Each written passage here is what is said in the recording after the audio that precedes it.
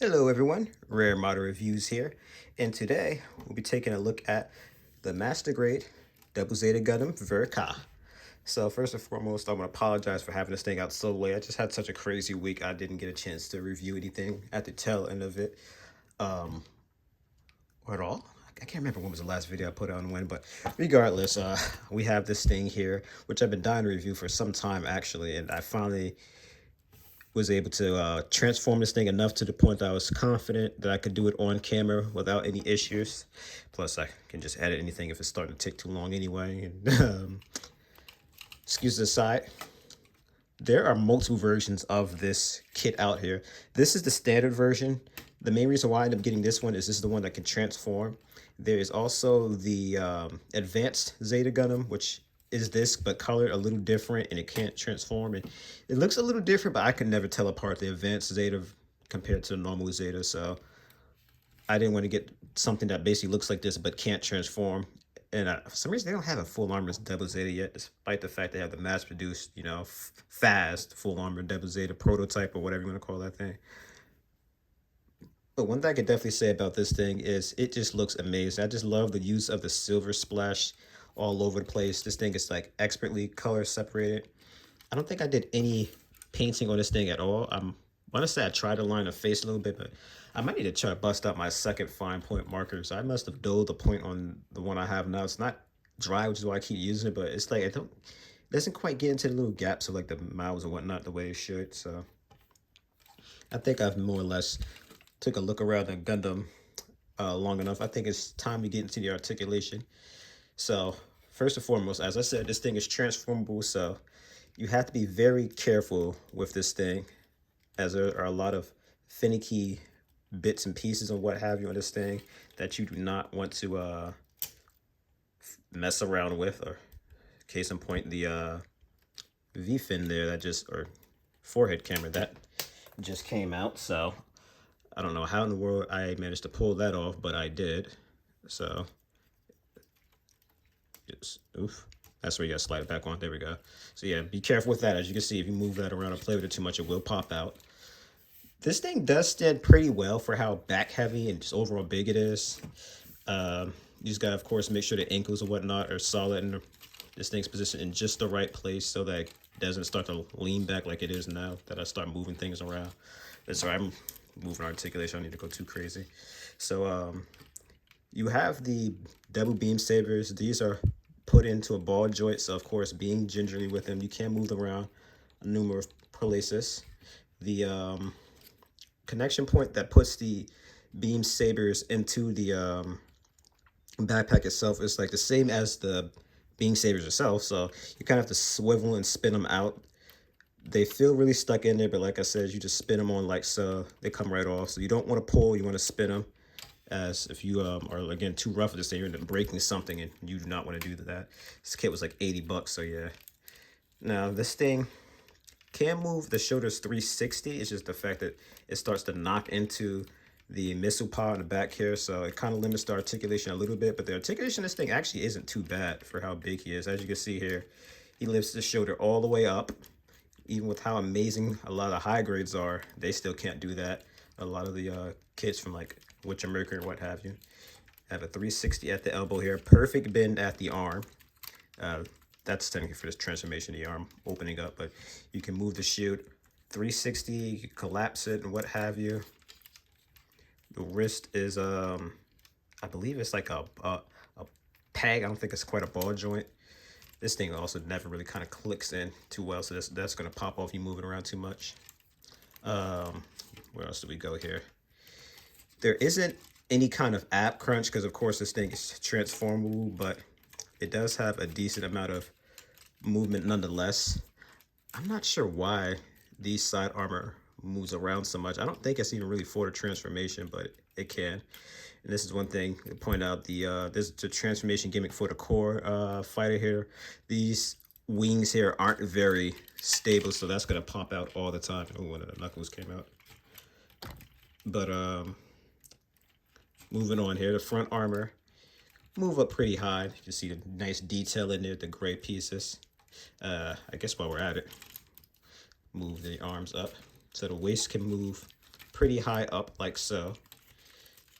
Getting to the leg articulation, however, this is about how much the legs are moving though. So you're not going to be able to do any splits with this big guy, which of course makes sense with the Double Zeta doing splits. As you can see here, the side armor is kind of connected to the leg itself, of course, because of transformation gimmick. So you can't really do any crazy kicks or anything like that. And then, of course, stuff is being hindered by the ginormous backpack, so you're not going to be able to do too much with it. Technically, the leg spinning around is part of transformation, but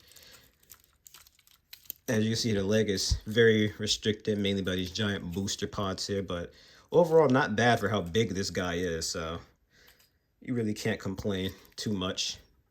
The toe can point out pretty decently. Technically, it can kind of bend, but that's part of the transformation, so that doesn't really count, but you can, of course, utilize that for some posing if you'd like. There is no rare armor for this thing, by the way. It's just totally the backpack that kind of comprises that area. But I believe that's really it for articulation. We do have this little flap here for the backpacks, and as you see here, the wings can move. That's more so part of the transformation. Same with this movable gimmick here on the backpack. That's more so for the transformation, but I believe that's it for articulation. I don't think I missed out on anything. Again, these can move around, but again, that's part of the transformation, so I don't really count that. So now that we've done articulation, it is of course time to go into accessories. All right, so getting down to accessories here. Sheesh, I really don't know where to start. So first of all, we have, for the umpteenth time, these 2000 Z-plate giant beam sabers. I have so many of these things lying around from all the kits I've been reviewing lately that use these things. It's getting old. I'm tired of seeing these things, but they do the job well of presenting a giant beam saber, so I can see why Bandai keeps using them. We have the double beam rifle. It's probably hands down my favorite weapon of the Double Zeta and one of my favorites, period. I painted the cockpit cover here blue. It's usually clear. Love how this thing has some silver trim bits in it, by the way. We have a stand here. I forget which one this is for. I want to say this is for the top fighter, and then this is going to be for the Gundam itself, as well as the core base. Speaking of cores, we have the core fighter here. I'm not sure if I'll be able to open this thing up with one hand, but there we go. It has a fully opening cockpit gimmick here. This thing comes with two of them. One of them's in the Gundam itself, but the secondary one here I painted yellow to differentiate it from Judo's. So the cockpit cover here, of course, was clear. I colored that in blue just to make it pop a little bit. So the thrusters here, I believe, is supposed to have some black in there. I didn't get around to doing so. Now these things come with two of these little stands here. I'll show off better with this one. So I guess you could kind of think of it sort of as an action base. All of these do this. I never understood why they made them clear instead of black, but there you go. So you could put the core fighter on that instead of just kind of having it sitting there. You have a pilot figure of Judo, which I'm guilty of not painting. I usually paint these things as much as I can, but I never got around to it with this thing. I just more so wanted to build this thing ASAP because I just couldn't take anymore.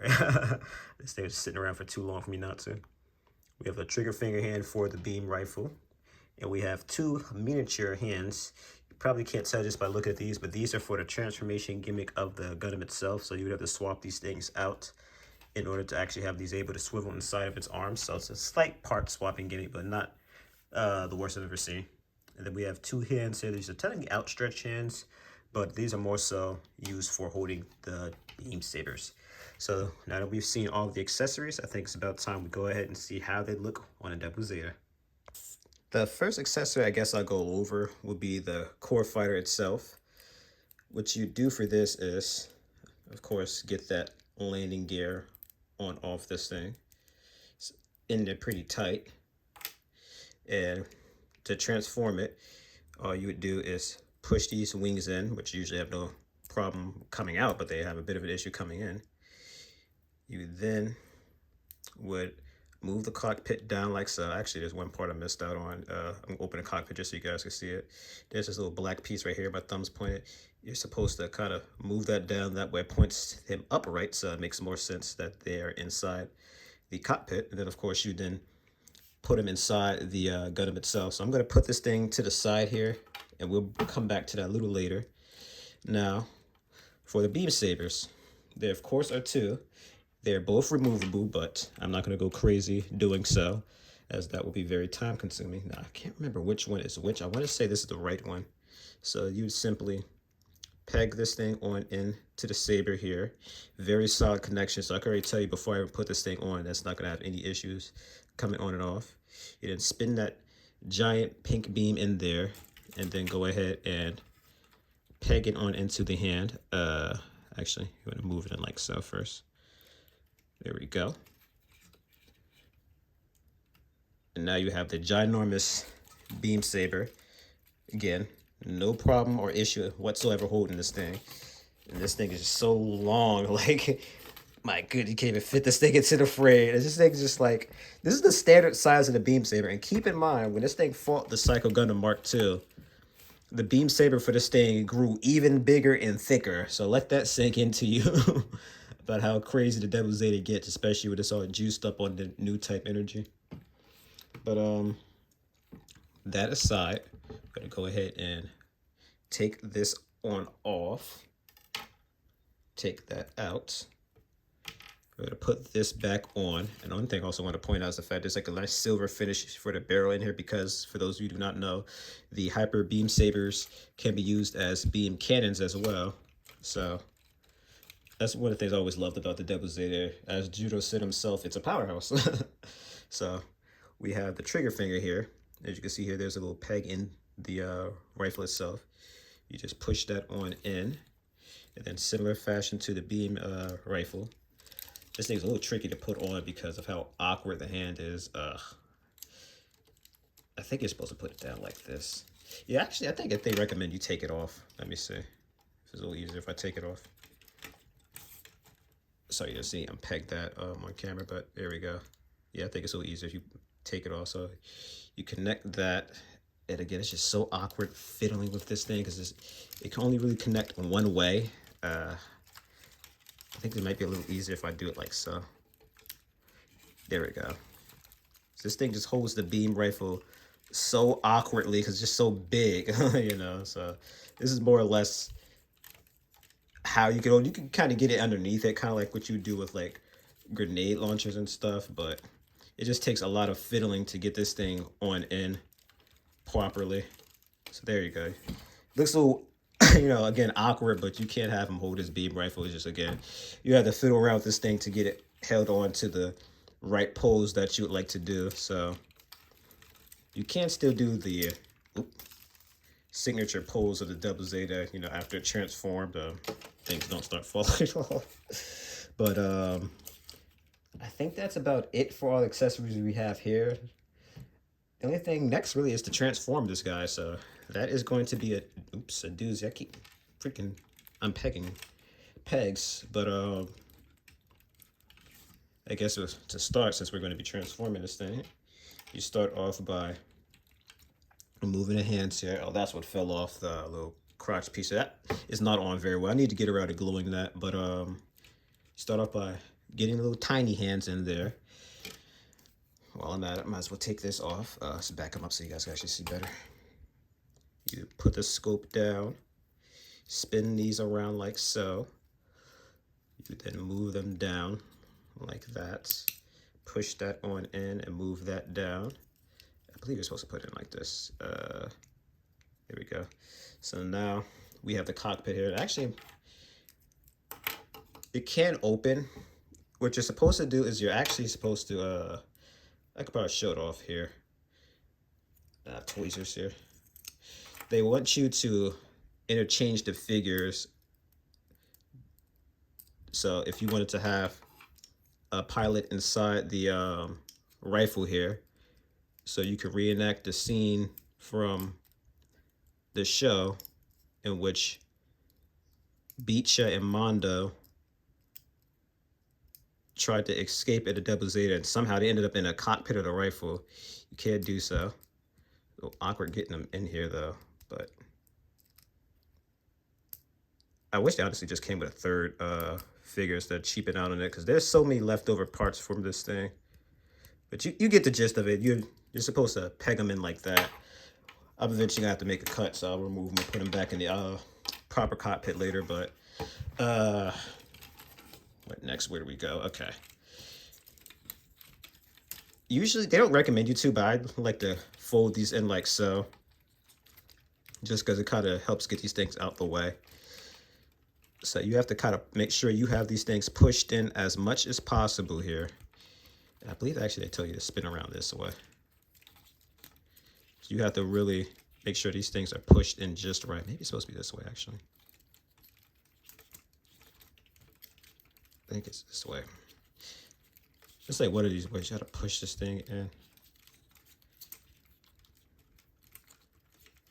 Was it this way? Ugh. Nah, I'm pretty sure it's this way.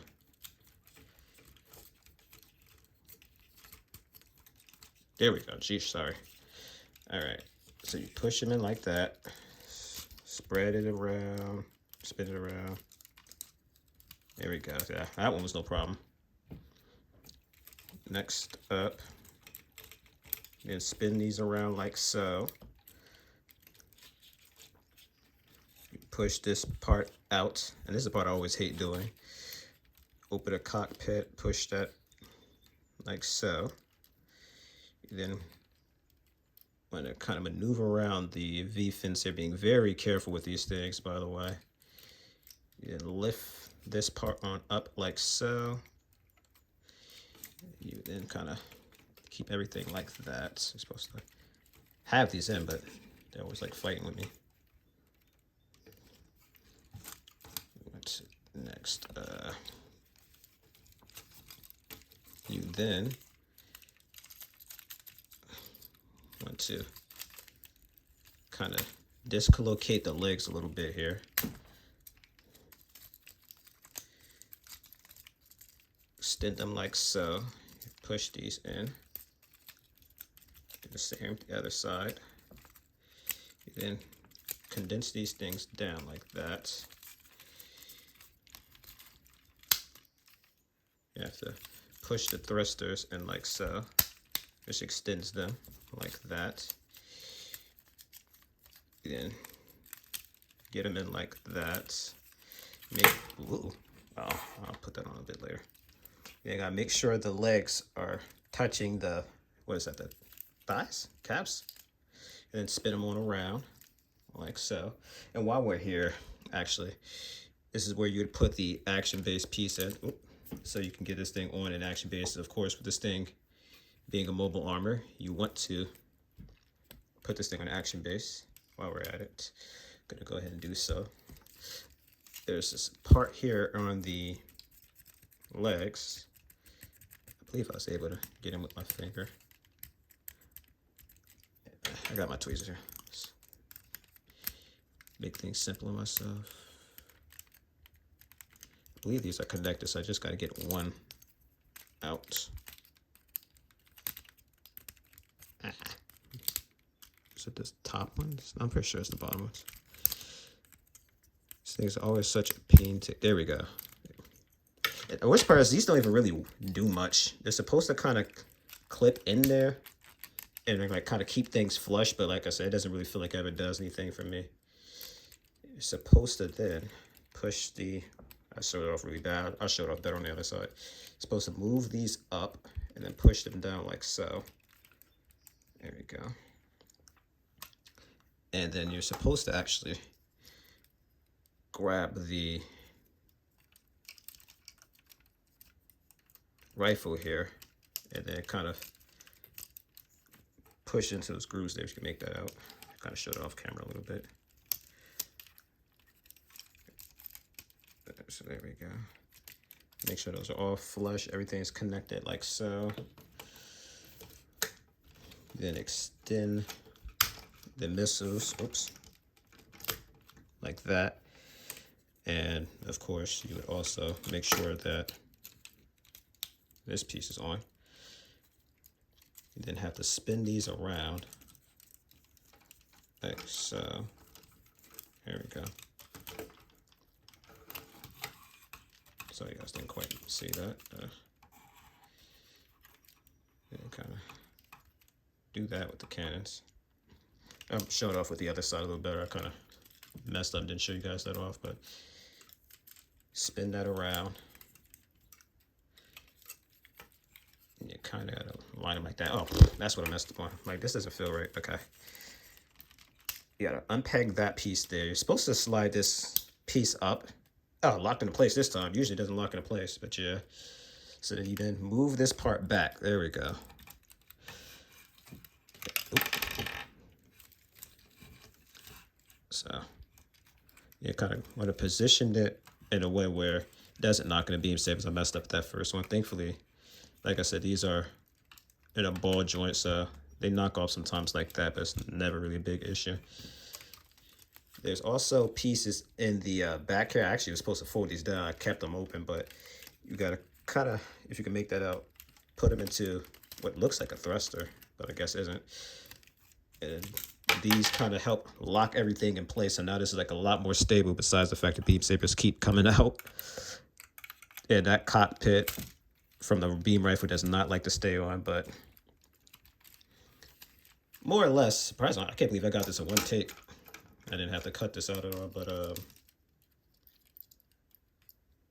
if you can get this cockpit in, it does not click, unfortunately. Nothing that from the cockpit beam rifle setup here clicks at all. So this thing falls off all the time, which I hate. And I really hate having to put this thing over the V-fin too. It always makes me nervous that I'm gonna break something. And there's a little piece in the waist you're supposed to use to kind of connect it to this thing. It usually doesn't fall off when you connect that and wear out my fingers point. But yeah, that's more or less how it looks. So I'm actually going to probably cut this part right out here just so I could make sure everything's a bit flush, and then I'm going to put this thing on the action base. So 1 second. There you go. So now you have this thing all transformed in its fortress mode. Okay, admittedly, doesn't look quite flush, or rather symmetrical there. It looks a little better. Now, this thing is recommended to be put on an action base. I believe this is a 2. I think it's because these things are usually a bit better at handling the heavier model kits, so they usually always recommend this thing for a heavier model kit. You might be able to maybe get this thing up on an action base 4, but you'd probably need multiple of those things. Those ones are, again, usually for lighter model kits. So that's not it for this thing. There's actually more you can do with it. So, oof, of course, that falls off. So they actually do have you able to put this thing in a landing gear as well. So actually, I guess it's kind of good this fell off. This one's always a bit of a pain to do. So what you do for this one here, if I can get it to work, I believe I'm doing it the right way. Oh, I'm doing this completely off camera, I'm sorry. There we go. So you want to move that part like that. I think there might be another part too. I could be wrong. Maybe this is it. There's a piece in the crouch here. Oop, that popped up. Okay. Supposed to move something like this. I think that's actually it. Like that. I don't know what fell off, but I'll handle that later. There's a part here that's supposed to come out like so. And then, of course, for the umpteenth time, put this on. Okay, line those grooves. Click that on. And then you're supposed to kind of, oh, geez. You kind of have it like that. I personally am not much of a fan of the landing gear at this thing. I'm going to have to actually take this off the tripod. You guys kind of see, it doesn't really work very well because how big this thing is. It's like tough to really even mount it, but that's how the landing gear is supposed to look. I personally don't really like the landing gear. I mean, it's nice that it's there, but again, it doesn't work very well. So if I were to transform this thing, I'd probably well, I am going to transform it. Just when I use it, it's going to be more so on a action base rather than the landing gear or whatever they're trying to have you do there. So there is still one more thing. Well, technically, two more things you can do with this thing, and that, of course, is going to be to separate them. So to do so, you just detach that back piece there. Get this thing flush. There we go. I'm going to actually go ahead and put this back in there. And then they tell you to stop falling apart, please. Wish this thing clicked in place. So they actually have you put the other core fighter in this thing like so. Now, of course, if you want to have all three of them, you could just simply take this thing out. But there's actually supposed to be a landing gear thing you're supposed to do with this thing, and I cannot stand it. This thing's even worse than the G Fortresses. With a little feeling you can more or less get the landing gear to work on that thing, but basically what you're supposed to do is wiggle those pieces out like so. And then there's like these little claw looking things here. You're supposed to kind of fiddle around with them and have them come out like so. And then it's in tandem with the front landing gear. You're supposed to kind of put them on like that, but as you can see, things just like start falling apart. Even the core fighter part here comes out, so I'm not going to even bother going on it into detail. This thing, just know that I'm not much of a fan of it. So again, it's there, but I highly recommend not even bothering with the landing gear for this thing in the core top form, as it is very bad. It's a headache, just like the core top in general, because I wish that maybe if you could tighten this thing, it'd stop it from falling off. But fortunate thing is, with the core top in general, which is why I said you shouldn't even bother with it. This thing's just gonna keep falling over like that, and like you heard to see the cockpit wants to like come off. I'm trying to see if you can kind of hold it up like that. But the problem is, if you want to put this thing on an action base,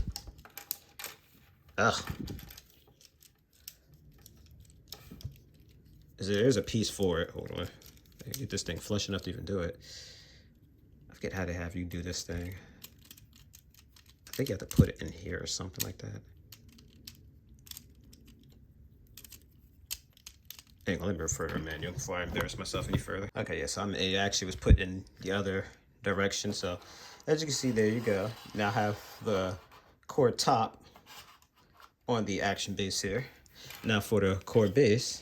So for this one, it's a lot simpler, thankfully. All they really want you to do is unpeg this thing out from the core, well, the core fighter from the core base. I don't think they want you to extend the wings, but they could put that down. I don't think it really matters, to be honest, but yeah, you just simply then outstretch the wings like so, and voila. A lot simpler than the darn core top, huh? I did that in like 2 seconds. So then, of course, you would then get the core base into the adapter piece there, like so. I think that's in good enough. And voila. So as per standard, well, actually, no, that's not true. The Victory Gundam's core top was actually a lot cooler than the leg flyer, but anywho, the core base here looks a lot cooler, more jet-like than the core top there. Core top, it's not, again, as bad as like the Victory Gundam's leg flyer, but it doesn't look as cool as the core base, in my opinion. It again looks more jet-like. Looks even more jet-like now than it does in the Fortress mode. As you can see here, this thing is so heavy. This thing came off the stand there, but that is actually going to be it for this review. This actually wasn't as bad as I thought it was going to be. I am an idiot. I meant to actually do some size comparisons with this thing while I still had in Gundam mode, but I'm going to be completely honest. I do not feel like transforming this thing again. So I'm probably going to have this thing posed in mobile armor form here for a while before I finally put it back to Gundam. But I'm going to be doing the ZZ Gundam soon. I actually built that thing even longer, even earlier, or before I did this one. I don't know what I'm saying at this point. This is what I'm trying to end this review. I'm becoming a mush mouth. And if you guys didn't guess, I definitely would highly recommend this thing. There are some aspects with the transformation that are a little wonky, but they're not Delta Plus wonky, so I'm not going to knock this thing too much for that. So if you guys enjoyed this review, please consider giving me a like and subscribing if you're interested in seeing much more videos, many more videos like this one. Hopefully ones that are not with a transformable mobile suit, as those are always a bit of a pain to deal with, just because the transformations always tend to be awkward and complicated. But somehow they managed to pull this thing off, and rather accurately at that. So also, this is one thing I missed out on before. I meant to mention it, but these are stickers here underneath the legs. So obviously in Gundam form, these are so awkward. I mean, I guess it kind of adds to the 3D modern thing, but it more so, of course, makes sense in mobile armor mode for it to have the giant cameras to help, of course, you being able to see this thing. But yeah, this besides these here on the legs, only stickers are on the Gundam's head itself, so not bad at all for this thing. And again, wonderfully colorful. Great articulation. If you are a fan of the Double Zeta, or you just think this thing looks cool, pick it up. There's all kinds of sales going on the Gundam store where I got this thing from. And I don't think you would recommend. Geez, I don't think you'd regret having this thing in your collection. I know I don't. So again, thank you guys so much for watching. Be sure to give me some comments down below. I love interacting with you guys, and I'll see you in the next review. Oh my gosh, I almost totally spaced out. I forgot. This thing actually has fully opening missile compartments here. So, of course, this is accessible in the Gundam form as well. I'm not gonna be able to show that off, but I might try to sneak it in with the review of the Zeta Gundam. So, yeah.